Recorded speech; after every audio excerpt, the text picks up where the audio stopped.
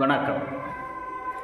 இந்தியாவுடைய ஜனநாயகமே ஒரு கேள்விக்குறியாக ஆகக்கூடிய ஒரு சூழல் இப்போது உருவாகி கொண்டிருக்கிறது. ஒரு துறையிலும் அல்ல, எந்த துறையை எடுத்துக்கொண்டாலும் அந்தந்த துறையிலே அவர்களுடைய ஜனநாயகம் அங்கே பறிக்கப்படுகிறது என்ற சூழல் தான் இப்போது உருவாகி கொண்டிருக்கிறது. எடுத்துக்காட்டுக்கு ஒன்றை சொல்வதாக இருந்தால், இந்திய மக்களுக்கு வாக்களிக்கக்கூடிய உரிமை கூட கேள்விக்குறியாக இருக்கிறது. இந்த அரசு யாரை வாக்களிக்க வேண்டும் என்று நிர்ணயம் செய்கிறார்களோ அவர்களுக்கு மட்டும்தான் வாக்களிக்க முடியும் என்ற ஒரு சூழல் இப்போது உருவாகி கொண்டிருக்கிறது. அது மட்டுமல்ல, ஒரு மாநிலத்திலிருந்து இன்னொரு மாநிலத்திற்கு குடிபெயர்ந்தவர்களுக்கு வாக்குரிமை அளிக்கலாம் என்று சொன்னால், தற்காலிகமாக குடிபுகுந்தவர்களுக்கு வாக்குரிமை கொடுக்கப்பட்டு விட்டால் அந்தந்த மாநிலத்தில் இருக்கிறவர்கள் அந்த மாநிலத்தில் சார்ந்தவர்களுக்கு நலனை கருதி ஒரு அரசை உருவாக்கி கொள்ளலாம் என்று சொன்னால் அந்த நிலைப்பாடு வாங்கியே பறிக்கப்பட்டு கொண்டிருக்கிறது. அது மட்டும்தான் இந்தியாவுடைய நிலைப்பாடா? ஜனநாயகம் அங்கே மட்டும்தான் பறிக்கப்படுகிறதா என்று சொன்னால், தொழிலாளர் வர்க்கமே இந்த நேரத்தில் முழுமையாக பாதிக்கக்கூடிய ஒரு சூழல் உருவாகி கொண்டிருக்கிறது. இந்தியாவை பொறுத்தவரை நான் 29 தொழில் தகராறு சட்டங்களையும் 4ஆக குறைக்கப் போகிறேன், நலனுக்காக வேண்டி குறைக்கப் போகிறேன். இந்த சட்டம் வருவதன் காரணமாக தொழிலாளர்கள் எல்லாம் மனநிறைவாக இருப்பார்கள் என்று சொல்லி நம்மளுடைய நாட்டினுடைய பிரதமர் அவர்கள் சொல்லுகிறார்கள் என்று சொன்னால், அதனுடைய உள்நோக்கம் என்னை புதைக்கப்பட்டு இருக்கிறது என்று சொன்னால், தொழிலாளர்களுடைய உரிமையெல்லாம் ஒட்டுமொத்தமாக புதைக்கப்பட்டு இருக்கிறது. கார்ப்பரேட் கம்பெனிகளுக்கு இந்த தொழிலாளர்களுடைய உழைப்பை எல்லாம் தாரை வார்த்து இருக்கிறார்கள் சட்டத்தின் மூலமாக.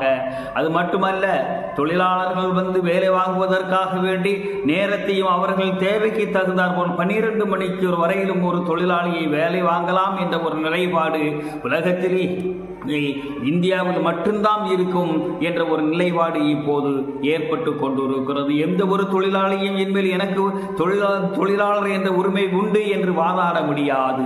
அது மட்டுமல்ல, முன்னோரு தொழிலாளர்களை கொண்டவர்களுக்கு தான் இந்த மோசமான தொழிற்சங்கம், இந்த தொழில் தகராறு சட்டம் கூட பொருந்தும், மற்றவர்களுக்கு பொருந்தாது என்று சொன்னால் அதற்கு என்ன பொருள்?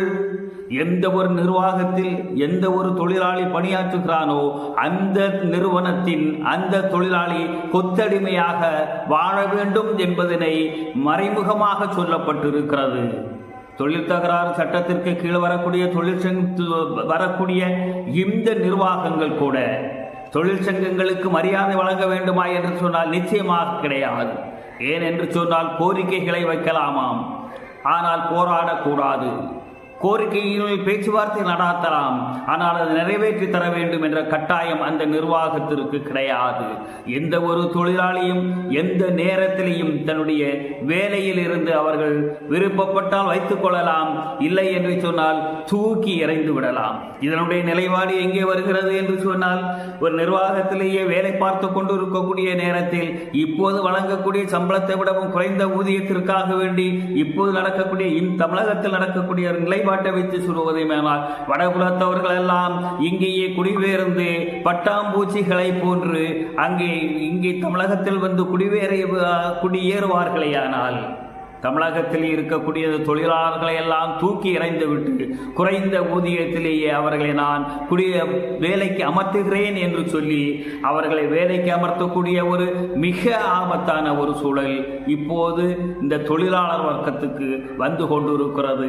அப்போது தமிழக மக்கள் வாழ்க்கையும் இழந்து தொழிலையும் இழந்து வடகுலத்தார் எவ்வாறு இங்கே குடிபெயர்ந்து வருகிறார்களோ அதுபோன்று நம் தமிழக மக்களும், தமிழகத்தை பொறுத்த மட்டும் பேசுகிறேன், தமிழக மக்களும் குடிபெயர்ந்து வேலைக்காக வேண்டி அலையக்கூடிய ஒரு சூழல் மிக விரைவாக இந்த சட்டத்தின் கீழ் வருகிறது. இந்த சட்டத்தை வைத்துத்தான் மோடி அவர்கள் சொல்லுகிறார்கள், தொழிலாளர்களுக்கு நலன் வகிக்கக்கூடிய ஒரு சட்டம் என்று சொல்லுகிறார்கள். நலம் வகிக்கக்கூடிய சட்டம் தான் யாருக்கு என்று சொன்னால், வடகுலத்தாருக்கு நலம் வகிக்கக்கூடிய சட்டம்.